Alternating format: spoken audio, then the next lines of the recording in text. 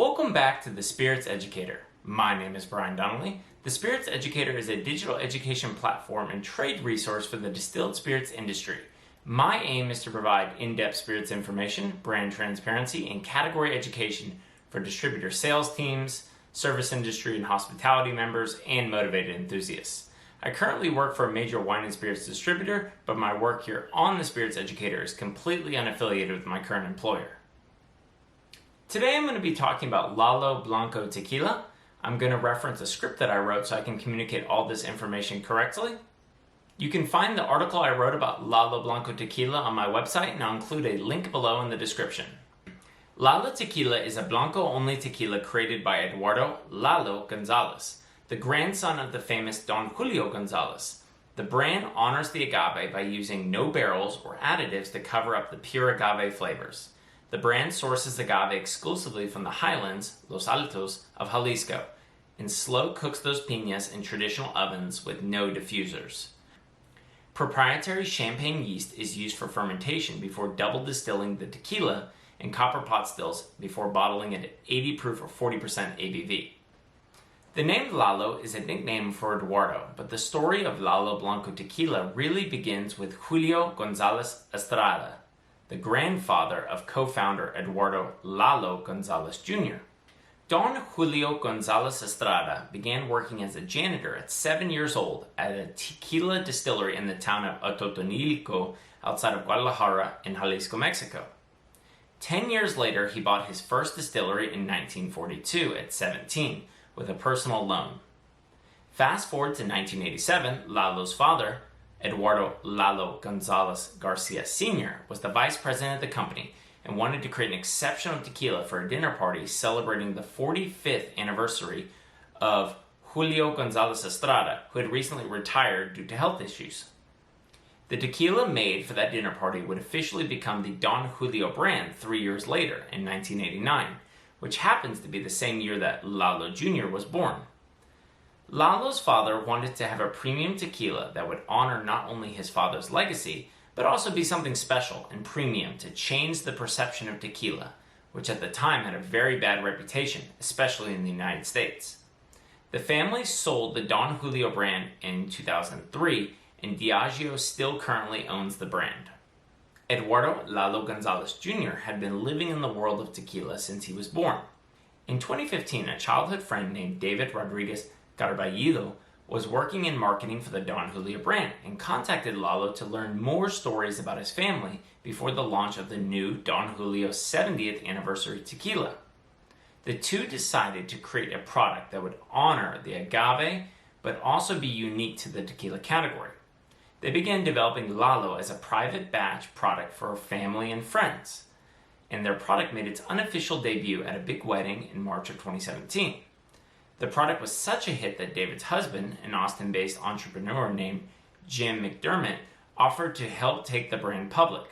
The following month, in April of 2017, Lalo's father passed away. Lalo knew that he had a great story and a great product. He wanted to honor his father's memory by putting his name on the bottle, just the way that his father did beforehand. Next, let's talk about some of the production details for this product. All the agave used for Lalo tequila comes from the highlands, or Los Altos, region of Jalisco.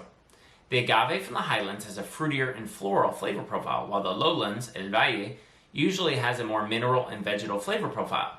Lalo wanted to achieve a particular flavor profile, and he feels that the region's elevation, water, and soil can help him with that consistency.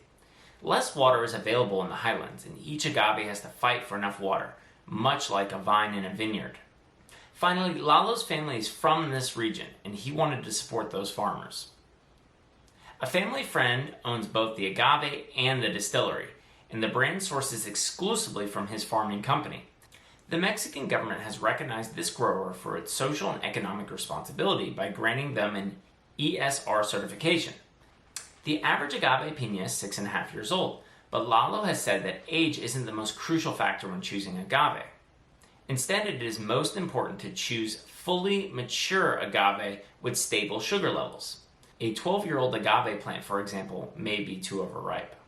The agave is transported from the farms in the highlands to Grupo Tequilero Distillery, NAM 1468, near Arandas, Jalisco. The agave piñas are split in half, stacked, and slow cooked under low pressure in stone ovens for 20 to 24 hours, then cooled for an additional 20 to 24 hours. The cooked agaves are run through a roller mill for extraction and fermented in open-air tanks using champagne yeast for an average of 5 days. This champagne yeast is sourced from a supplier that sells yeast to champagne houses in France for the wine's first fermentation. The brand uses water from a deep well for all aspects of production, and Lalo claims it adds minerality and is the best water source in the Arandas region. The brand does not want to use natural fermentation from wild or ambient yeast because it would be challenging to have consistency and achieve the brand's unique desired flavor profile. The fermented juice is double distilled in 100% copper pot stills with a capacity of 3,500 liters. There are 3 stills total, and the first 2 stills are used for the first round of distillation, and the second still is used exclusively for the second round of distillation. The off-the-still proof is 114, or 57% ABV, and the distillate is reduced to 80 proof or 40% ABV for bottling. Finally, each batch must be approved by a tasting panel. There are no additives used in Lalo Blanco Tequila, which makes it a 3-ingredient tequila, using only agave, yeast, and water. Lalo has a great production team, and because the brand only has one expression, this gives Lalo the flexibility to travel and spread the brand's message. There is no waste because the brand contracts with a third-party company to pick up all byproducts of production, and this company uses them to create agave-based products such as fabric, straws, plates, etc. Finally, let's talk about the bottle. The bottle for Lalo Tequila is short, just like the bottles used for the Don Julio brand. The Don Julio brand unofficially made its first appearance at a dinner party in 1987. Lalo's father wanted to keep the bottle in the middle of the table so everyone could access it without the bottle interrupting eye contact at the table. Lalo's father also taught him that if he used a short bottle, then bars would put it at the front of the bar where it would be more visible to customers and accessible by the bartenders. The blue and gold colors represent the flag of Jalisco, the state in which Lalo was born and grew up, and Jalisco is the home for the majority of commercial tequila production. The label is clean and straightforward. The logo is a church because the creators wanted Lalo Tequila to bring people together as a community. In Mexico, every town and city is built around a local Catholic church. The square in front of the church becomes a gathering point for the community. Alright, just to summarize what we talked about, Lalo Tequila is a Blanco-only tequila created by Eduardo Lalo Gonzalez, the grandson of the famous Don Julio Gonzalez. The brand honors the agave by using no barrels or additives to cover up the pure agave flavors. The brand sources agave exclusively from the highlands, or Los Altos, of Jalisco and slowly cooks those piñas in traditional ovens with no diffusers.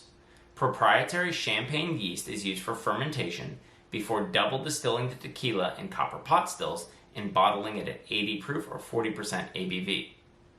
Thank you so much for watching. Please give this video a like and subscribe. If you're interested in supporting the Spirits Educator channel, please consider becoming a Patreon member. I'll have a link down below. And as always, please drink responsibly.